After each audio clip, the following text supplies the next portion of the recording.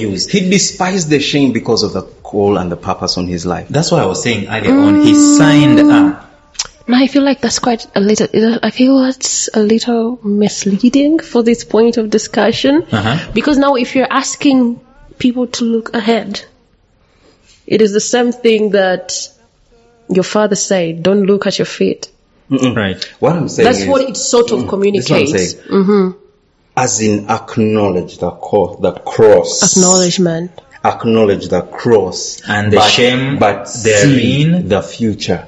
The shame therein in the cross, the embarrassment there is in the cross. So this is what I'm saying. The pain of standing up and saying, me, the person that you've been looking up to, I don't got it. I don't have everything together. It's not together. Yeah. But this is my cry for help, because I see greatness in me despite the weakness in me. We talked about the dichotomy of them. Yeah. Greatness and weakness within a body. Yeah.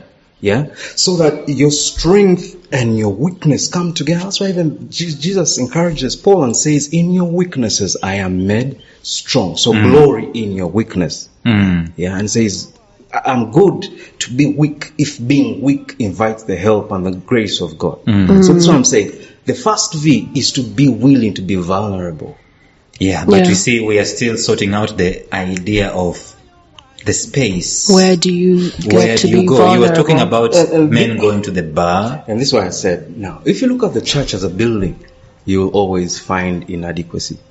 But if you look at the church as the heart of Christ, then you will find Christ in the bar.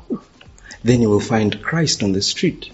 Then you'll find Christ in the community. Then you'll find Christ at home. And this is what I keep saying. This whole salt shaker Christianity mentality is something I really have a problem with. For people to think that it is a building in which you're going to find God. Now that the world has locked down churches, is God on leave? Is God in jail? Where is God if God is not with us? And so, to answer your question, the grace of God and the love of God compels us.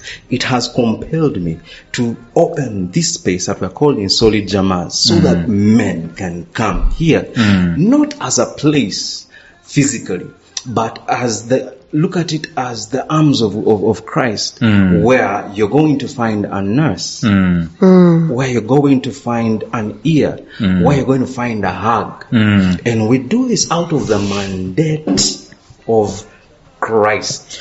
So for vulnerability, now that you've sorted out the idea of the space, it's going to go back to the guy who needs to be vulnerable. Yes. Because I do think that there are some, if you look at the analogy of the metaphor of Christ, like I said earlier on, he signed onto it. He signed and said, I'm willing to go to that particular cross. I'm willing to face that pain. I'm willing to face that shame. Because I know at the end of the day, I'm going to come through and it's going to be better. So for a man who is going through stuff and the man who is putting on a mask, I do believe one of the things that he will need to do, like you've said, is to be vulnerable. But I also do believe that the man will also need to be willing to suffer. Is it? Yeah. To face the pain? I think Jesus is out of touch.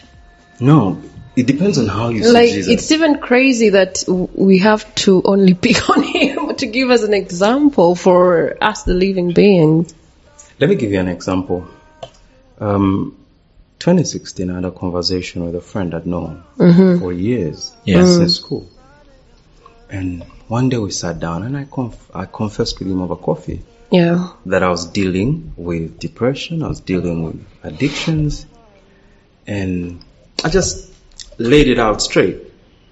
And we connected because he had also been dealing with depression and stuff. Yeah. And then I asked him a question. I asked him, so now, my brother, I want you to tell me with a straight face, because I need to be sure. I asked him, are you gay? And he said, I've been waiting for that question. And I said, yes, I am gay. This is a friend I've known for years. Half my life, I've defended him. And then he looks me in the face and says, I am gay. Where did the question come from? Well, because there had been I'd been suspicious about it. And I wanted to relate with my friend.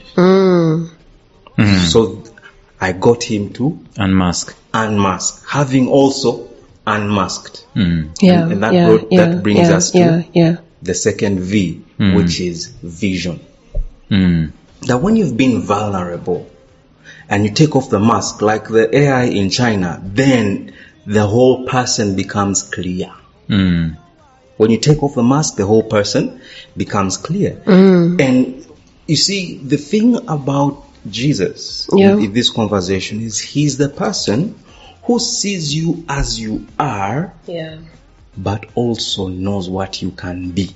And he welcomes you nonetheless. You get? So that is what vision is supposed to do in this process of unmasking. That, so that's what you're dealing with. Guess what? You are bent, not broken. What if I'm afraid, of being vulnerable and so on? I'm going to be judged. What are they going to think about me? This is Lawrence we're talking about. So you have to decide between your wolf and help. So which one are you more comfortable with? Living with a stinky big bad wolf that you're hiding? Or getting into the light and then getting men and women to come and help you kill the wolf. It's your decision. Nabugozi, do you think society enables me as a man to come out, so to speak? No, it doesn't. But we are part of society, and if we want to create a solution to what's eating us up, the change begins with one individual. And when you realize that there is a problem, I think it's very important for you to be part of the solution. The solution. Thank you, because I personally have I do not criticize what I can improve. I do not criticize what I can improve, and I do not criticize what I can't improve. Right. That's what you're saying. Right. No, we have to be part of the solution, because if we're just saying the society is doing this, the society is doing this, what are you doing about it as a man? Right. Are you creating a safe space for your fellow man? Right. To confide in you? Yeah. Because while we want to be better in society, what contribution have we put on society? Yeah. Let me ask you the solution, because at the end of the day, let's say this is the space. Do you think you have the wherewithal, the kind of foundation, you have a back strong enough to handle the burden of the man? I am a man who has suffered pain. So I know pain. I know brokenness. That is my first qualification. And then I have you. And then together we have Christ. Then we get Nabugozi. And after Nabugozi, someone else is going to come. Yesterday, I had a conversation with a client and asked her, how passionate are you about men? I said, pretty much. And I asked her, have you considered the opportunity that is available for you when your vocation and your passion connect? That you can do so much if you are willing to do something about what makes you cry with what you do every day. So to answer your question, do I think I do? I'm not enough alone. Yeah. I have simply put my foot forward and said, in my generation, this problem of manhood, I will attempt. And what I'm doing is inviting, and what we are doing here at Solid Jamas is inviting the whole world to, one, acknowledge that men need help. When men are in trouble, and you could go about bashing them and despising them and canceling them and throwing them out, Or you can look beyond that and see that there are warriors who are wounded, and then you can work. And that brings me to the third, third, and that is vocation. Mm-hmm. So vocation here comes from the word work. Mm. Okay, why? Because you see, people go to the gym and they lift metals and do things, they build muscles. My goodness, you will be shocked at how many mugged and buffed guys are boys inside. Yeah. Bullies. Takes me to the story of Naaman. Yes, bullies. Like inside they're broken, they're crying. And they're pumping iron, pumping metal. All this is a mask. It's a putting on a mask. Putting on a mask. Yeah. And this is where the word vocation comes in. Work. It's hard work to be a man. And imagine we are in a world where however little a man puts on the table, like Nabuguzi said, everyone is saying, what are you putting on the table?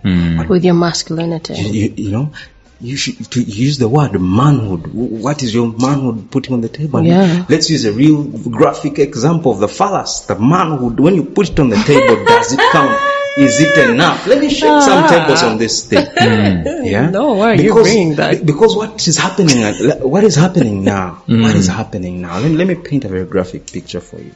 You have mature women who they have their money. They can't deal with men their age, because at that time in their 40s, guys really, their mind is onto something else. Yeah. And yet she has an itch. And then maybe even a guy, she has cancelled him, she's thrown him out, she's now a single mother with her money. Have you heard of what they call sugar boys? Sugar boys? So sugar boys are these young, nice looking, muscular boys. Oh. You know that their work is they get paid to go and have sex with mature women. Like that is all their manhood can do. Service, mature women. Yeah. But all in the process, think about it. This is the Oedipus complex. That the little boy is the one servicing the elderly woman because he has cassava. And then this elder woman just her original man because he did not have cassava financially. Cassava here meaning he could not sort her out financially. Now that she has the money, she has gone to a boy to sort her out sexually. Are you seeing what has happened in this society? And then you find on the opposite side, the man who left, who was just out of home, he goes and then he makes his money, and then he can now get as many campus girls as he can. Ooh. So and then guess what? The sugar boy, when he meets the Sile queen, they cannot connect, and yet like love cannot bring them together. They had to be slay. I moved on from that one. I call them Sile queens. But you get it, like the sugar boy and the slay queen in the same age bracket cannot give anything to each other. Why?